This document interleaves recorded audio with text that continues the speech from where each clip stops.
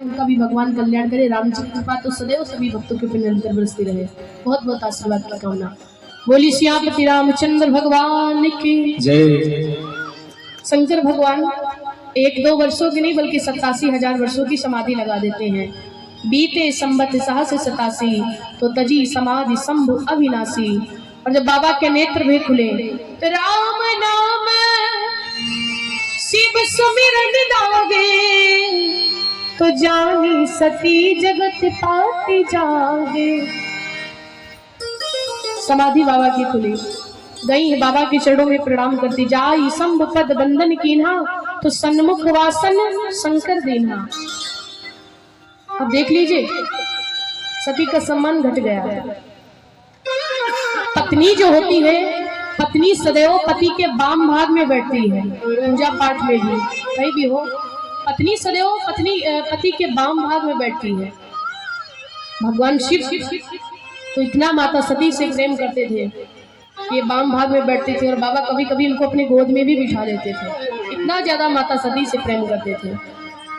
लेकिन सती ने जब झूठ बोल दिया तो बाबा ने तो ना तो वाम भाग में स्थान दिया कि तुम वाम भाग में बैठो, ना गोद में बिठाया। कहा? बोले सन्मुख वासन शंकर दीन है। क्यों? क्योंकि वाम भाग में पत्नी का स्थान होता है और सामने माँ का स्थान होता है। इसलिए बाबा कहते तुम मेरे सामने बैठो, तुम मेरी माता हो गई हो। कथा को सुनाना प्रारंभ किए। सती के ऊपर नजर गई। किन्नर नाग सिंध गंधर्वा बंधु समेत चले सुर सरबा। सभी देवता अपने विमान को सजा सजा करके उसी मार्ग से निकल पड़े। और अकेले ऐसे नहीं, सुर सुंदरी करहि कल गाना सुनत श्रवण छूटे ही मुनि ध्याना। कथा बाबा सुना रहे थे सती के दुख को कम करने के लिए। किन्नर लोग ऊपर से गए विमान से, इतनी जोर से डीजे बज रहा है, ढोल मजीरे सब बज रहे हैं, कथा खंडित हो गई। सती मैया कहती स्वामी चलो रुको। क्या? बोले ये ऊपर ये जो देवता लोग ये कहाँ जा रहे हैं?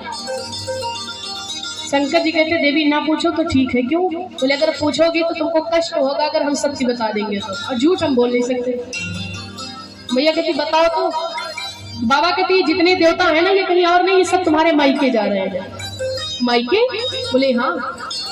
मायके क्यों? क्योंकि तुम्हारे पिताजी ने यज्ञ किया है। यज्ञ किया? बोले हाँ।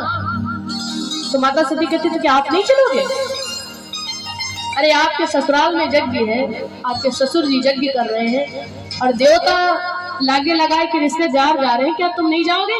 बाबा कहते नहीं। क्यों?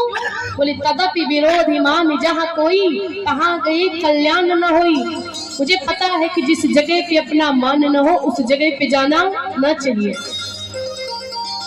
और जो तुम्हारा पिता है ना दक्ष, सबको बुलाया लेकिन मुझे छोड़ दिया है, इसलिए हम नहीं जाएंगे।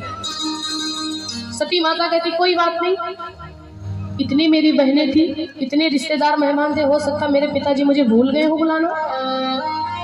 बाबा कहते अगर भूल जाते तो जरूर जाते, लेकिन तुम्हारे पिताजी ने तो जानबूझ करके छोड़ दिया है। दक्ष ने अपने महलों में यज्ञ रखा है भगवान शिव को नीचा दिखाने के लिए। शिव को नीचा दिखाने के लिए यज्ञ किया है कि सब देवताओं को बुलाएंगे, सभी देवियों को बुलाएंगे, लेकिन शिव को छोड़ देंगे, शिव को नीचा दिखाने के लिए। लेकिन कथा प्रेमियों भक्तों एक बड़ी स्पष्ट बात है, चाहे कथा हो चाहे यज्ञ हो, कोई भी शुभ काम हो, अगर आपके मन में ये भावना है कि हम फलाने व्यक्ति को नीचा दिखाने के लिए यज्ञ करवाएंगे, कथा करवाएंगे, तो मैं व्यासपीठ से कहती हूँ वो आपकी कथा वो आपकी यज्ञ कभी भी सफल नहीं होगी। क्योंकि कथा भागवत शुभ काम किसी का नीचा दिखाने के लिए नहीं,